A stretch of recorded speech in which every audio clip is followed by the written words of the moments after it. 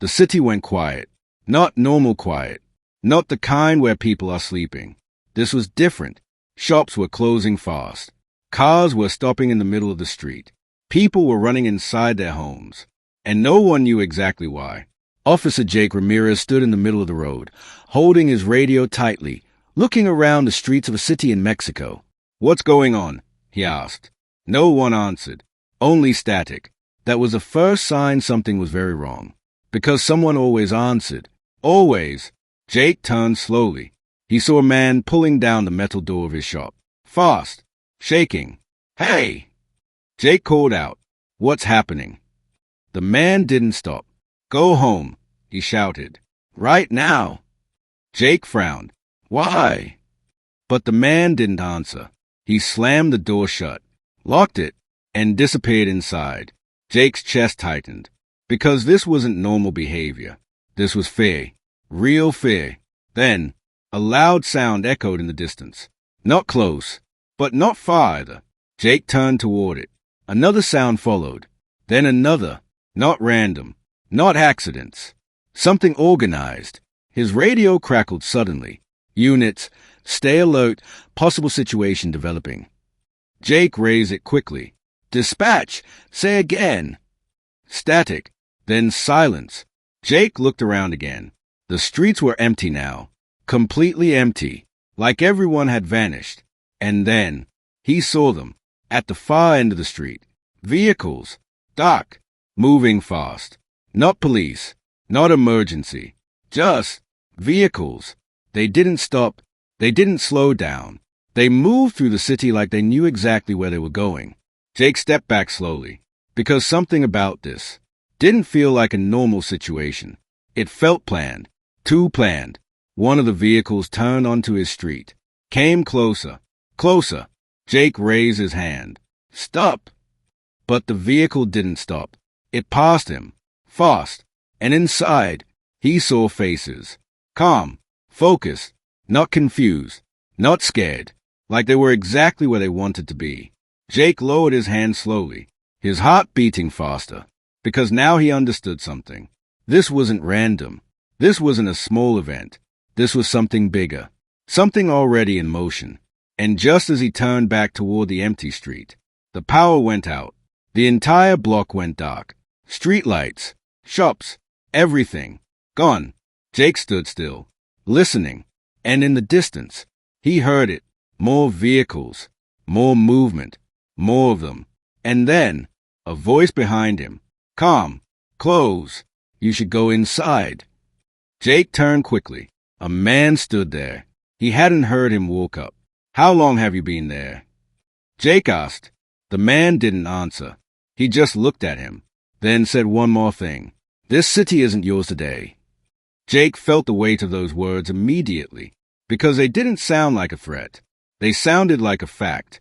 And before Jake could respond, the man turned and walked away, disappearing into the darkness. 2 weeks earlier, the city felt normal.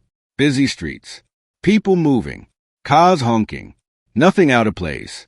Officer Jake Ramirez had been working his usual patrol. Nothing serious.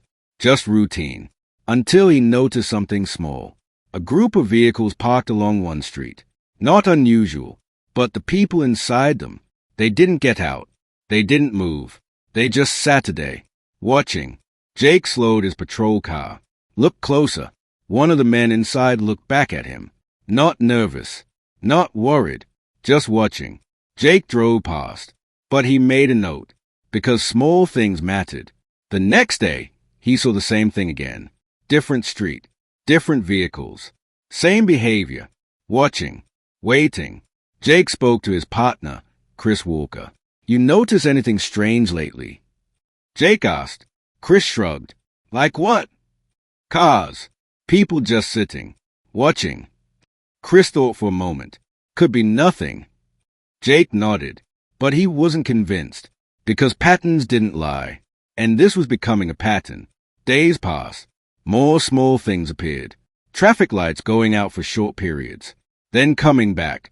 Phones losing signal in certain areas. Then returning. Nothing big. Nothing that caused panic. But enough to notice. One evening, Jake stopped at a small diner. He sat down, ordered coffee, watched the street. Across the road, another vehicle, parked, engine off, but someone inside, watching. Jake stood up, walked outside. The vehicle drove off immediately, too fast, like it had been waiting for that moment. Jake returned inside. Something wasn't right. Later that night, he checked reports. Nothing official. No alerts. No warnings. Everything looked normal on paper, but it didn't feel normal. The next morning, Jake spoke to a senior officer. "You hearing anything about unusual activity?" Jake asked. The officer shook his head. No confirmed reports. Jake frowned. "But something's happening." The officer looked at him carefully. "Without proof, there's nothing to act on." Jake nodded slowly, but that didn't sit well with him, because waiting for proof sometimes meant waiting too long. 2 days later, he saw something new. Multiple vehicles, moving together, through different streets. Not fast, not slow, just coordinated. Jake followed one group for a short distance. They turned, split, then disappeared into different areas. Like they had a plan. Jake stopped his car, watched the empty street, and felt it again. That feeling that something was building, something quiet, something organized. That night, he couldn't sleep, because his mind kept going back to the same thought. What if this wasn't random? What if this was preparation? The next day, everything looked normal again. Too normal, like nothing had ever been wrong. But Jake knew better now, because he had seen it, felt it. The signs were there. And now, standing in the dark city with the power out and the streets empty, he finally understood. Those vehicles, those people, those small moments, they were never random. They were steps leading to this, the day the city changed. And the worst part, it had already started, before anyone realized it. The darkness made everything louder. Officer Jake Ramirez stood still in the middle of the street in Mexico, holding his radio close, listening. No traffic, no voices, no sirens, just silence. And then, a sound. Engines. Multiple. Coming from different directions. Jake turned slowly. Headlights appeared at the far end of the street. Then more. From another road. And another. His chest tightened. Because now it was clear. They weren't just moving through the city. They were surrounding it. Jake pressed his radio again. "Dispatch!" "Respond. I need backup now." Static. Then a broken voice. "Units.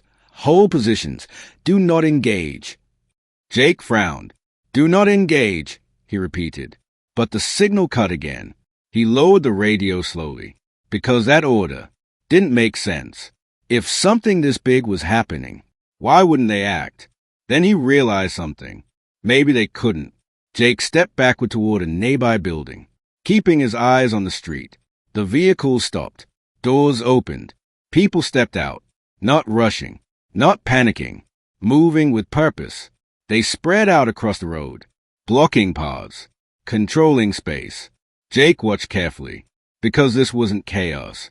This was organized control, just like everything he had been noticing before. One man stepped forward, different from the rest. Older, calm, confident. Jake raised his voice. "Police, stay where you are." The man didn't stop.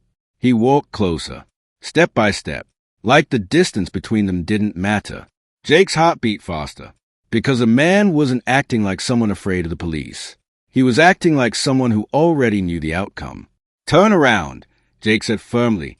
The man stopped, looked at him, then spoke. "No one is here to fight you." Jake narrowed his eyes. "Then what are you doing?"